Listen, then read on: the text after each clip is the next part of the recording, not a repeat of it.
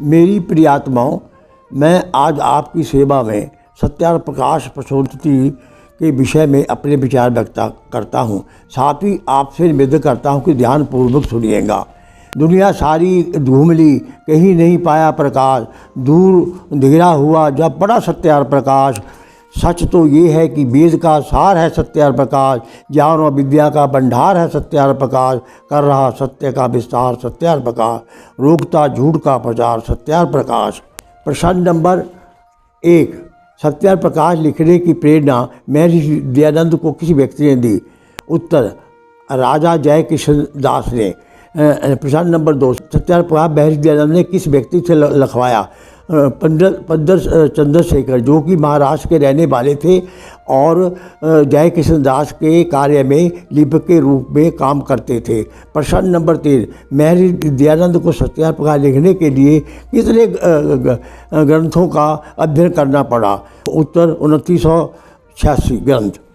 प्रश्न नंबर 4, महर्षि दयानंद ने कितने समय सत्यार्थ प्रकाश को लिखा था?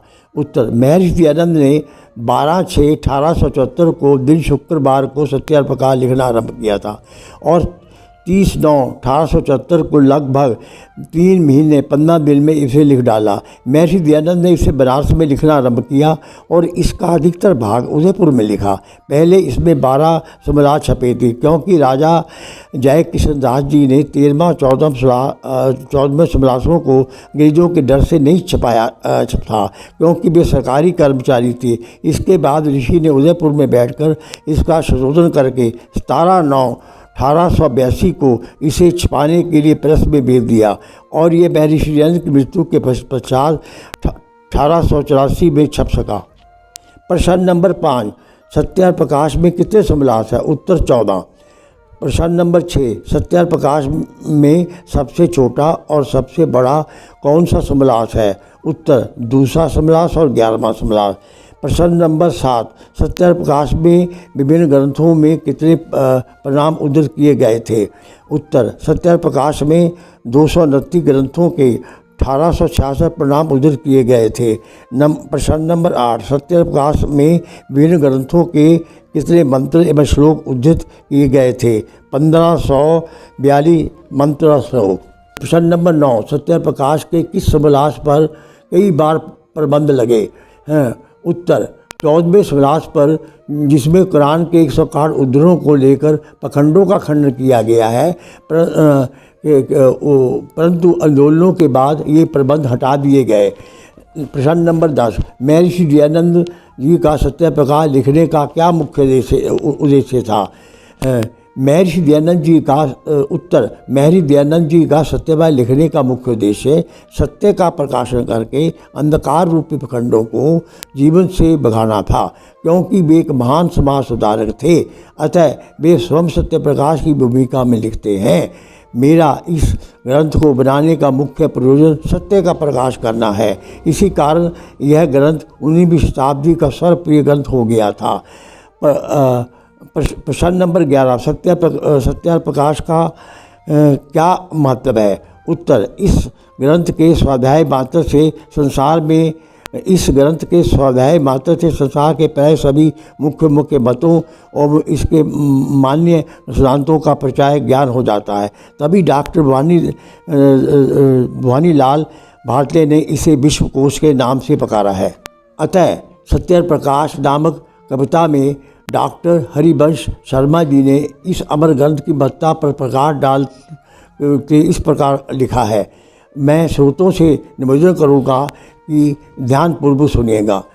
प्राणों से भी बढ़कर प्यारा सत्यार्थ प्रकाश हमारा, मोह ममता हरने वाला, ज्ञान उजाला करने वाला, भव्य भावना भरने वाला, दिव्य ज्योति का स्रोत सारा, सुख सम्मार्ग दिखाया इसने, बुद्धिवाद को जगाया इसने, गुरुडम का गढ़ाया इसने, जग में निर्भय भान प्रकाश, सोता देश जगाया इसने, आश प्रभाव बहाया इसने, स्वावलंब सिखाया इसे, सत्य धर्म सिखाया इसने, वैदिक धर्म ध्वजा से फैलाए, बल बेदी पर शीश लुटाए, मरते मरते गाते जाओ सत्य प्रकाश हमारा, अजर अमर लक्ष्य है विचारों की धूपधारा। प्रश्न नंबर 12, सत्यार्थ प्रकाश का पहले समास का क्या सार है?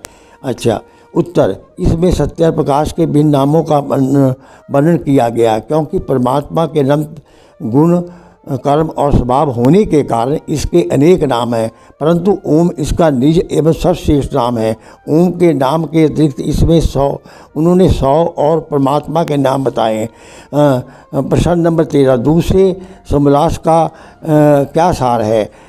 इसमें संतानों की शिक्षा का वर्णन और भी बताया गया है, और माता पिता और आचार्य ज्ञानवान एवं धार्मिक हो, केवल गणित जोश वैज्ञानिक है और सत्य है, न कि फलिक दोष। प्रश्न नंबर 14, तीसरे समोल्लास का क्या सार है? उत्तर, इसमें ब्रह्मचर्य, पठन पाठन व्यवस्था आदि का वर्णन है।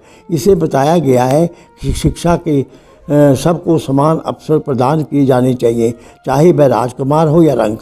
माता पिता, आचार्य और तिथि की को देवता के समान समझकर उसका आदर सत्कार करना चाहिए। प्रश्न नंबर 15, चौथे समोल्लास का क्या सार है? उत्तर, इसमें विवाह और गृहस्थ आश्रम का वर्णन है। विवाह गुण, कर्म और स्वभाव मिलाकर करने चाहिए। ब्रह्मचर्य, बाणप्रस्थ, संन्यास आश्रमों का आधार गृहस्थ आश्रम है। यदि गृहस्थ आश्रम न होता तो स्थानोपत्ति न होने के कारण कोई भी आश्रम न हो सकता था। अतः जो व्यक्ति गृहस्थ आश्रम की निंदा करता है वही निंदनीय है, और जो उसकी प्रशंसा करता है वही प्रशंसनीय है। प्रश्न नंबर 16, पाँचवें समोल्लास का क्या सार है? उत्तर, इसमें वानप्रस्थ एवं संन्यास आश्रमों का वर्णन है। सिर मुड़ाकर काष्य वस्त्र धारण करके एवं दंड कमंडल हाथ में लेकर कोई व्यक्ति सन्यासी कभी नहीं बन सकता, जब तक कि वे वित्तेषणा, पुत्तेषणा, लोकेषणा का परित्याग नहीं करता। वस्तुतः सत्य, प्रेम, परोपकार, अनासक्ति आदि गुणों के उदाहरण करके ही व्यक्ति सन्यासी बन सकता है।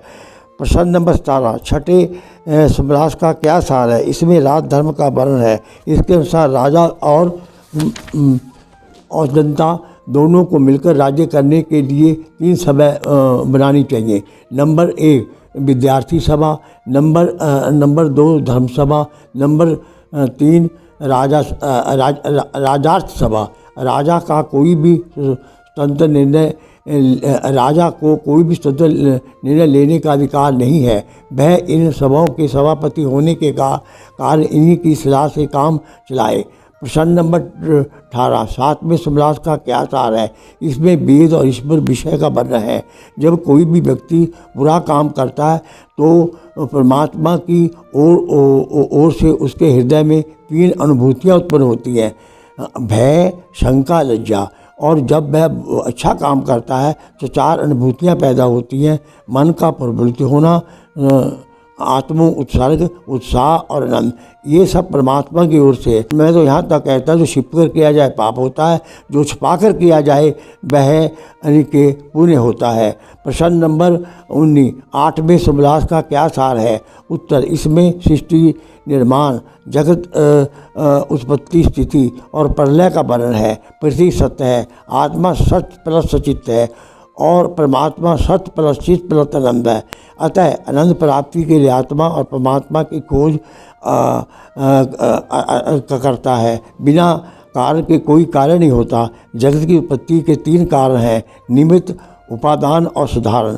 प्रश्न नंबर 20, 9वें अध्याय का सार क्या सार है? इसमें विद्या, बंध और मोक्ष की व्याख्या है। प्रश्न नंबर 21, इसमें 10वें समोल्लास का क्या सार है? इसमें आचार, अनाचार, भक्ष्य विषयों का वर्णन है।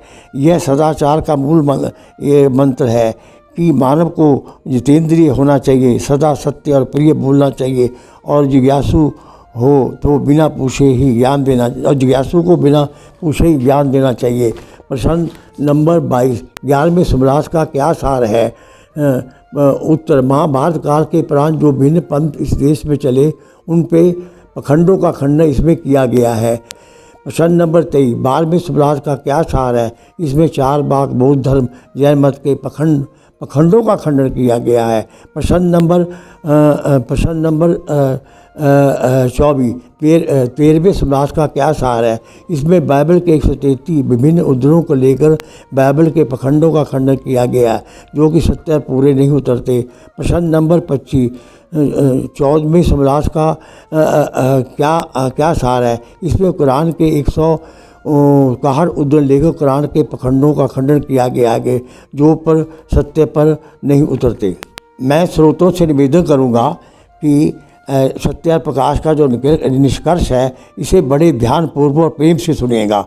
ऊपर लिखित विवेचन से यह निष्कर्ष निकलता है, ऊपर लिखित विवेचन और विश्लेषण से यह निष्कर्ष और निचोड़ निकलता है कि सत्य प्रकाश क्रांति का अग्रदूत है, विचारों की चिंगारी है, कभी ना बुझ सके ना कंपित हो सके ऐसी प्रज्वलित रहने वाली दिव्य ज्वाला है। ज्ञान अंधकार और विद्या का तिमिर इससे दूर होता है। एक बार सत्य पर पड़े हुए व्यक्ति को कोई भ्रम में नहीं डाल सकता। यह सामान्य मुख्य को दिव्यत्व की ओर ले जाने वाला प्रकाश स्तंभ है। मैं श्रोतागण से एक बार फिर निवेदन करता हूँ कि सत्य प्रकाश के जो अत्यंत महत्वपूर्ण उद्धरण हैं जो विद्वान लोग अपने प्रवचनों में प्राय बोलते हैं, उसका मैंने इसका लेख किया है, वो ध्यानपूर्वक सुनिएगा। सत्य प्रकाश के अत्यंत महत्वपूर्ण उद्धरण। पहला समास नंबर 1 ओमकार शब्द परमेश्वर का सर्वोत्तम नाम है। नंबर 2 जो अपने कार्य में किसी अन्य की सहायता की इच्छा नहीं करता और अपनी समर्थ्य से अपने सब काम करता है, इसलिए उस ईश्वर का नाम सर्वशक्तिमान है। दूसरा सम्राट नंबर 3 जब 3 उत्तम शिक्षक, एक माता, दूसरा पिता और तीसरा आचार्य हों तो मनुष्य ज्ञानवान होता है। तीसरा सम्राट नंबर 4 सब प्रकार की हस्तक्रिया यंत्र कला आदि सीखे, परंतु जितने भी ग्रह नक्षत्र जन्म पत्र राशि मुहूर्त आदि फल के विधायक ग्रंथ हैं उनको झूठा समझ के कभी ना पढ़े ना पढ़ावे। चौथा सम्राट नंबर 5 जो अपनी ही स्त्री से प्रसन्न और गुरुत्वगामी होता है वह गृहस्थ ही भी ब्रह्मचारी के सदृश है। नंबर 6 लड़का लड़की के दिन विवाह होना उत्तम है। जो माता पिता विवाह करना कभी विचारे तो लड़का लड़की प्रसन्नता के बिना नहीं होना चाहिए। छठा सम्राट प्रशंसा, चौपड़ खेलना, जुआ खेलना आदि, दिन में सोना, काम कथा व दूसरों की निंदा किया करना और स्त्रियों के अति संग, मादक द्रव्य अथवा मद्य, अफीम, भांग, खांजा, चार शादी का सेवन, गाना बजाना, नाचना व नचाना, सुनना, देखना, वृद्ध इधर उधर घूमना रहने से 10 कामोत्पत्तक व्यसन है। नंबर 8 जो स्त्री अपनी जाति गुण के घमंड में पति को छोड़कर व्यभिचार करे उसको बहुत स्त्री और पुरुष के सामने जीती हुई कुत्तों के सामने कटवा कर मार डाले। 7वां सम्राट नंबर 9 ईश्वर अपने काम उत्पत्ति प्रलय, ईश्वर अपने काम अर्थात उत्पत्ति पालन प्रलय आदि सब जीवों के पुण्य पाप की यथा योग्य व्यवस्था करके किंचित भी सहायता नहीं लेता। प्रश्न नंबर 10 जीव स्वतंत्र है परतंत्र। उत्तर अपने कर्तव्य कर्मों में स्वतंत्र है और ईश्वरीय व्यवस्था में परतंत्र है। स्वतंत्र कर्ता पनीनी व्याकरण का सूत्र है। ये स्वतंत्र अर्थात स्वाधीन है, भी करता है। 9वां सम्राट नंबर 11 जैसे मूल कट जाने से वृक्ष कट जाता है वैसे पाप छोड़ने से दुख नष्ट हो जाता है। नंबर 12 तमोगुण का लक्षण काम, रजोगुण का अर्थ संग्रह की इच्छा और सतोगुण का लक्षण धर्म सेवा करना, परंतु तमोगुण से रजोगुण और रजोगुण से सत्वगुण श्रेष्ठ है। 11वां सम्राट नंबर 13 यह आर्यवर्त देश ऐसा है जिसके सदृश भूगोल में दूसरा कोई देश नहीं है, क्योंकि इस भूमि का नाम स्वर्ण भूमि है, क्योंकि यह स्वर्ण आदि रत्नों को उत्पन्न करती है। प्रश्न नंबर 14 देखो श्री कृष्ण का इतिहास महाभारत में अतुल्य है। उनका गुण कर्म स्वभाव और चित्र आत्म पुरुषों के दृश्य है और जिसमें कोई भी धर्म का आचरण कृष्ण ने जी ने जन्म से पर्यंत तक बुरा काम नहीं किया, ऐसा लिखा है। अच्छा प्रश्न नंबर 15 की कोई जितना भी करे परंतु जो अपना स्वदेशी राज्य होता है वह सर्व पर भी उत्तम होता है। ओम शांति शांति।